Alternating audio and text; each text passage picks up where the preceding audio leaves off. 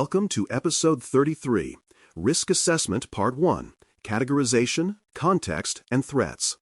Before any control is selected or evaluated, an organization must understand what it is protecting and why. Categorization defines the foundation of every security and compliance effort, ensuring that decisions about safeguards match the value and sensitivity of the systems involved. Without it, risk management becomes guesswork and control selection turns arbitrary. Categorization brings order to uncertainty, translating broad mission goals into measurable protection priorities. When done correctly, it connects business purpose, system function, and security outcomes into one coherent framework that guides every later step. Building on that foundation, defining mission, services, and stakeholders establishes the business reason the system exists. Every system supports a mission, whether delivering healthcare data, financial services, or educational resources. Clarifying who depends on the system and what value it provides determines what failure would mean in real terms. For example, an outage that delays reporting may inconvenience users, but one that blocks patient care carries human impact. Identifying stakeholders, from customers to regulators, also clarifies who must be informed and protected.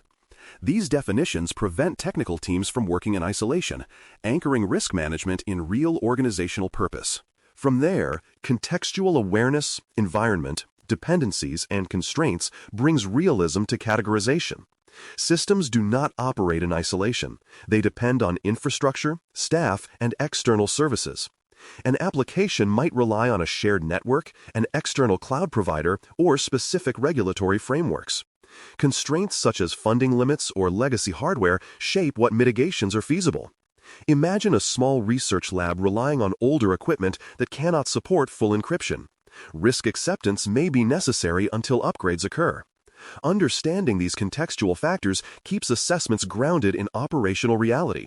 Context turns theoretical modeling into actionable guidance for real organizations. Building further, identifying threat sources, actors, and motivations converts abstract risk into concrete scenarios. Threats include individuals, groups, or forces capable of causing harm, ranging from nation-states and cybercriminals to insiders or natural disasters. Each has different motives, capabilities, and methods. For instance, a financially motivated actor may pursue credit card data, while an insider might act from grievance. Mapping threats in this structured way helps teams anticipate tactics and prioritize controls. It also reminds decision-makers that risk is never static. Motivations evolve as technology and opportunity change. Recognizing who and what the system faces makes preparation far more precise. Continuing the analysis, likelihood drivers and exposure windows describe how risk manifests over time. Likelihood depends on both threat capability and system vulnerability. Exposure windows refer to how long a weakness remains exploitable before detection or remediation. For example, an unpatched vulnerability in a public-facing server increases both likelihood and exposure duration. Shortening that window through timely updates or monitoring reduces overall risk. Quantifying these elements, however roughly, gives leadership an understandable view of probability. When combined with impact, they form the essential pairing that defines risk in every formal model.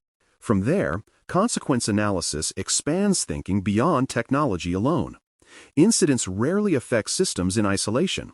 They ripple through operations, reputation, and compliance. A data breach may trigger legal penalties, while a service outage could disrupt partner relationships or erode public confidence. Considering these secondary effects ensures risk decisions account for full organizational consequences. For example, a minor technical disruption might escalate into major reputational loss if public communication falters. Consequence analysis transforms risk assessment from a technical report into an enterprise perspective on harm and resilience. It connects security failures to business continuity and mission assurance. Building on that foundation, distinguishing between inherent and residual risk clarifies what controls actually achieve. Inherent risk represents exposure before any safeguards are applied. Residual risk remains after controls operate as designed. The gap between the two shows what protection measures accomplish and where risk acceptance begins. Suppose encryption reduces data exposure but not insider misuse, the remaining risk is residual. Documenting both views allows decision-makers to see the true effectiveness of mitigations. This framing also prevents overconfidence by revealing that no system can reach zero risk, only acceptable, managed levels aligned with organizational tolerance. From there, documenting assumptions, caveats, uncertainties, and materiality keeps the assessment honest. Every analysis rests on assumptions about environment, data accuracy, and threat behavior. Writing these down prevents them from being mistaken for facts. For instance, assuming timely patching without verifying it creates false confidence. Clarifying uncertainties invites scrutiny and improvement.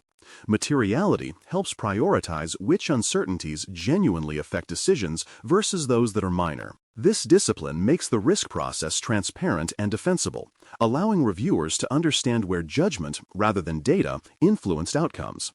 Documentation of uncertainty is a mark of maturity, not weakness. Continuing that rigor, aligning scope with the authorization boundary ensures the right assets and interfaces are included. The authorization boundary defines where the organization's security responsibility begins and ends. Anything outside that boundary must be covered by the risk assessment. Anything outside should be acknowledged and traced through external assurances. Imagine a web application hosted on a provider's platform. The boundary determines which elements the organization must assess directly and which fall under provider controls. Maintaining alignment prevents gaps where neither party evaluates risk. It turns compliance boundaries into genuine protection zones. From there, identifying provider dependencies and shared responsibilities reflects the distributed nature of modern systems. Cloud services, software vendors, and managed providers each contribute to the overall security posture. Understanding which risks are transferred, shared, or retained is critical.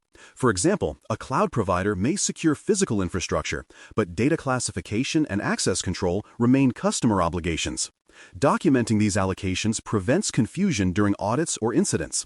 Shared responsibility is not a slogan. It is an operational contract requiring ongoing verification.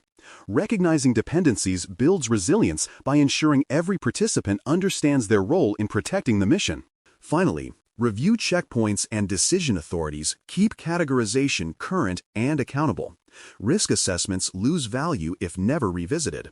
Scheduled reviews, such as annually or after major system changes, ensure that categorization reflects current operations.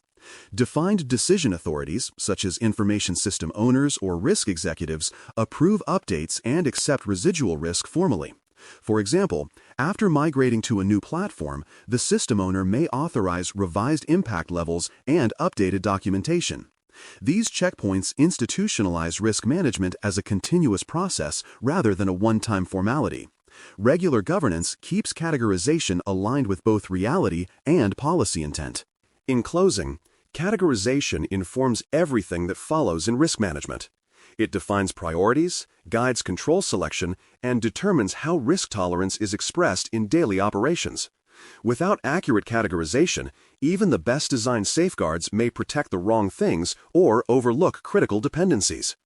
When mission, data, threats, and context come together in one structured assessment, decision-makers can act with clarity and confidence.